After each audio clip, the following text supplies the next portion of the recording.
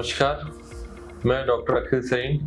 मैं एक ENT and head and neck cancer surgeon हूँ। मेरी क्लिनिक लंका वाराणसी में है, जिसका नाम है Sareen ENT and head and neck centre. आज मैं आप लोगों को कुछ पीडियाट्रिक ईएनटी प्रॉब्लम्स के बारे में बताना चाहता हूँ।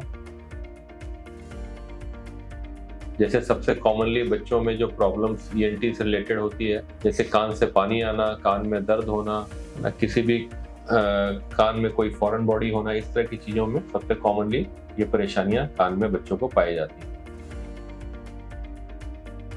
इसमें सबसे पहले कारण जो होता है, बार बार खांसी, सर्दी, जुकाम बच्चों को होना, क्लोज निट एनवायरनमेंट में रहना, धूल मिट्टी, धुआं गर्दा, इस तरह की चीज़ों में ज़्यादा इन्वॉल्व रहना, बार बार ठंडी चीज़ों का सेवन करना जिससे बच्चों को बार बार जुकाम होता है। छोटे जो नियोनेट्स होते हैं, लेस देन 1 ईयर, 1 साल से भी छोटे बच्चों को, नवजात शिशु जिसको हम लोग बोलते हैं, वो बार बार उनमें होना का एक सबसे बड़ा कारण होता है गलत रॉन्ग फीडिंग टेक्निक्स, जिसमें बच्चे का हेड एंड को ऊपर होना चाहिए। कई बार हम लोग इस चीज़ को गौर नहीं देते हैं और हम लोग ये अगर ट्रीटमेंट पे फोकस करते हैं रेदर देन इसके कारण पे अगर इम्प्रूव करने के लिए हम लोग साथ में करें तो उसमें और जल्दी फर्क पड़ता है। दूसरा एक ऐसी चीज होती है जिसमें आप डायग्नोसिस को कंफर्म करना। बच्चों में डायग्नोसिस को कंफर्म करने के लिए पहली चीज होती है कि हम लोग बच्चे के सिम्टम्स पे पूछते हैं, जैसे कान बहना, दर्द होना, है ना, बार बार किसी तरह का भारीपन लगना, सुनाई में कमी आना। उसके लिए हम लोग ऑडियोमेट्री टेक्निक्स का इस्तेमाल करते हैं, जैसे pure tone audiometry, impedance audiometry. बहुत नवजात शिशुओं के हियरिंग टेस्ट के लिए हम लोग बेरा और ओए का इस्तेमाल करते हैं। फोटो अकॉस्टिक एमिशन एक ऐसी पद्धति है जिसके माध्यम से नवजात शिशु को भी हम लोग पता कर सकते हैं कि उसमें हियरिंग है कि नहीं। पास और फेल उसमें बताता है, जिसके आधार पर पता चलता है कि हियरिंग प्रेजेंट है कि नहीं है। ये कई बार प्री टर्म बेबीज, जो समय से पहले होने वाले बच्चों में इस तरह की चीज़ों को पाया जाता है, जिसके लिए स्क्रीनिंग करनी पड़ती है। स्पेसिफिकली 2 स्क्रीनिंग की जाती है जो कि ईएनटी एंड आई रिलेटेड होती है।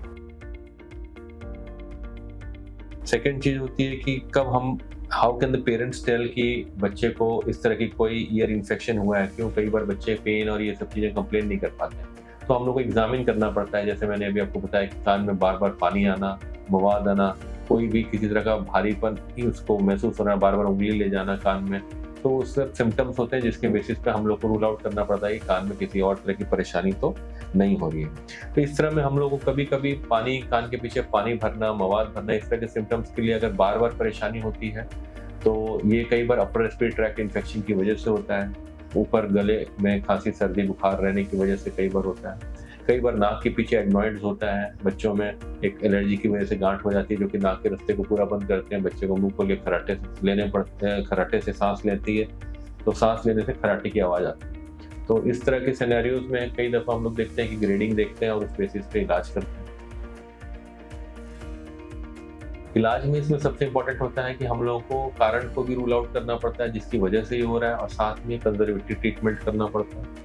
कुछ कंजर्वेटिव ट्रीटमेंट्स होते हैं, जैसे कुछ एंटीबायोटिक्स हुए, एंटी एलर्जिक्स हुआ, nasal spray, drop, ear drops, इस तरह की चीज़ें होती हैं। कई दफ़ा पेशेंट, बच्चे रेजिस्टेंट होते हैं उस चीज़ों से कि हाँ ये चीज़ों से उनको फ़ायदा नहीं मिल रहा होता, तो कई दफ़ा हम लोग को एक ग्रोमेट, एक टिम्पैनोस्टोमी ट्यूब होती है जिसको कान में एक वॉल्व की तरह लगाना होता है ताकि कान के पर्दे के पीछे किसी भी तरह का पानी जो है वो वॉश आउट हो सके। नहीं तो वो कई दफ़ा उसके पीछे बन के वो क्रोनिक बहुत लंबे समय अगर रहने लग जाता है, मोर देन 3 मंथ्स, तो फिर ये क्रोनिक की तरह पुराने लंबी बीमारी बनने लग जाती है, जिसके लिए कई दफ़ा बच्चों में बड़े होने पे इस चीज़ का ऑपरेट भी करने की ज़रूरत पड़ती है। कारण के लिए कई बार हम लोग को एडनॉइड्स और टॉन्सिल्स में भी ऑपरेट करने की ज़रूरत पड़ती है अगर पेशेंट्स दवाइयों से रेजिस्टेंट होता है तो इस तरह की सीजनल एलर्जीज बहुत बड़ा रोल प्ले करती हैं इस तरह की परेशानियों में बच्चों में।